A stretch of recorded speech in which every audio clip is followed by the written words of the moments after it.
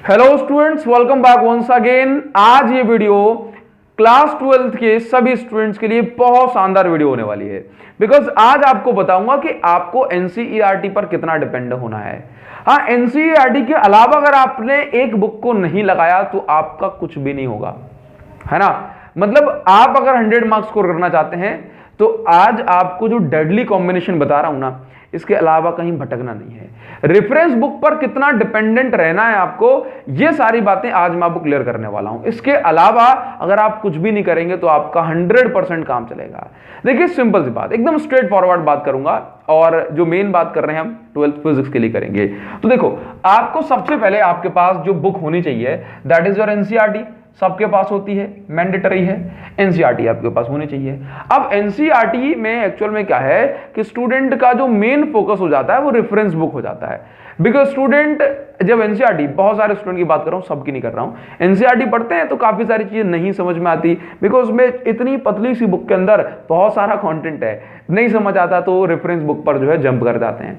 तो आपको कितना डिपेंड रहना है रेफरेंस बुक पर। हाँ, तो देखो, सबसे पहले जो एनसीईआरटी के क्वेश्चंस हैं, इन क्वेश्चंस को आपको छोड़ना नहीं है। पहली चीज, मतलब फिजिक्स में अगर आप 100 मार्क्स स्कोर करना चाह रहे हैं तो पहला काम आप ये करें, एनसीईआरटी का एक एक एग्जांपल आपका लगा होना चाहिए। बिकॉज एग्जांपल से जो न्यूमेरिकल है वो एज इट इज पूछ लिए जाते हैं। Numericals as it is without changing data यानी कि वैल्यूज पूछ लिया तो एक एक एग्जांपल आपका लगा होना चाहिए। प्लस जो बैक एक्सरसाइज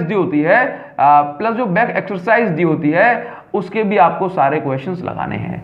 अब इन सारे क्वेश्चंस में आप देखेंगे कि स्टार्टिंग के जो 20 क्वेश्चंस तो इतने सिंपल होंगे कि कभी जो है ना 1 नंबर में पूछे जाने के लायक भी नहीं होते, है ना। मतलब लीस्ट जो मार्किंग है उसकी 1 नंबर के लायक होती है। इसके बाद जो बाकी के जो क्वेश्चन होते हैं, लास्ट के जो 10-15 क्वेश्चन होते हैं हर एक्सरसाइज दैट मींस हर एक चैप्टर में, वो थोड़ा सा अच्छे लेवल के होते हैं, जिसको अपन कहते हैं भाई एडिशनल एक्सरसाइज है, ठीक है। और एडिशनल से पहले जो 2-4-5 क्वेश्चन होते हैं वो अच्छे क्वेश्चन आपको इसमें देखने को मिल जाते हैं। तो पहला काम तो हर एक स्टूडेंट को करना होता है कि वो एनसीईआरटी पर अपनी पकड़ अच्छी करे। एग्जाम से पहले आपको कम से कम 2 से 3 बार एनसीईआरटी अच्छे से लगा देनी है। अगर आपको एनसीईआरटी का एक एक एग्जाम्पल, एक एक क्वेश्चंस इतनी अच्छी से प्रैक्टिस करो कि ये रट जाए तो समझ लो आपका आधे से ज्यादा काम बन जाएगा, ठीक है। लेकिन फिर भी बात कि भाई एनसीईआरटी के अगर आप सारे क्वेश्चंस लगा भी लोगे फिर भी आप एग्जाम में सारे क्वेश्चंस नहीं कर पाओगे।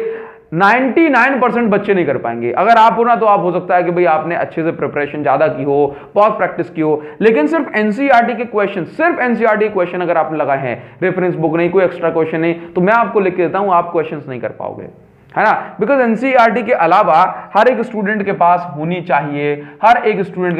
चाहिए, भाई PYQs, that means previous year question के ऊपर एक बुक। और मैं भाई मेरे लिए, मतलब मैं ये मानता हूं कि जो बुक सबसे अच्छी लगती है ना मुझे 12th बोर्ड के लिए, हाँ पीवाईक्यू के लिए, ये एमटीजी पब्लिकेशन की बुक है।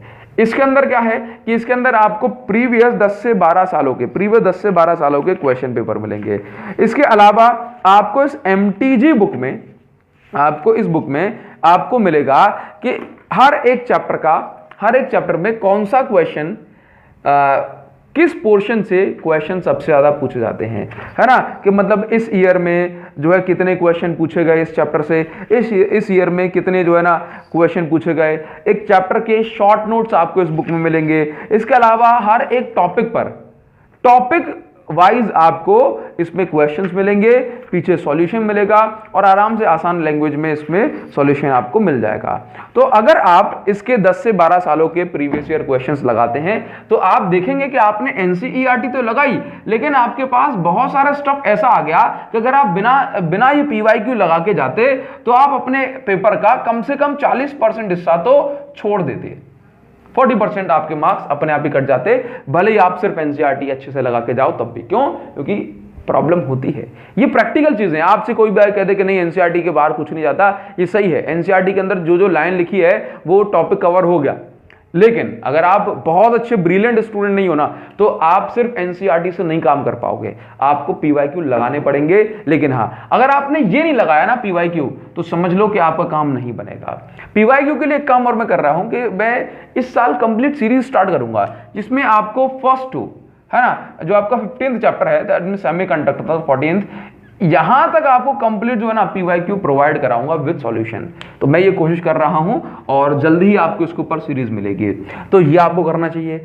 इसके अलावा जब हम एग्जाम टाइम पर आ जाएं, जब आप पहला चैप्टर करें तो इस चैप्टर को जब तक कंप्लीट ना करो जब तक कि आपका पीवाईक्यू ना हो जाए प्रीवियस ईयर क्वेश्चन।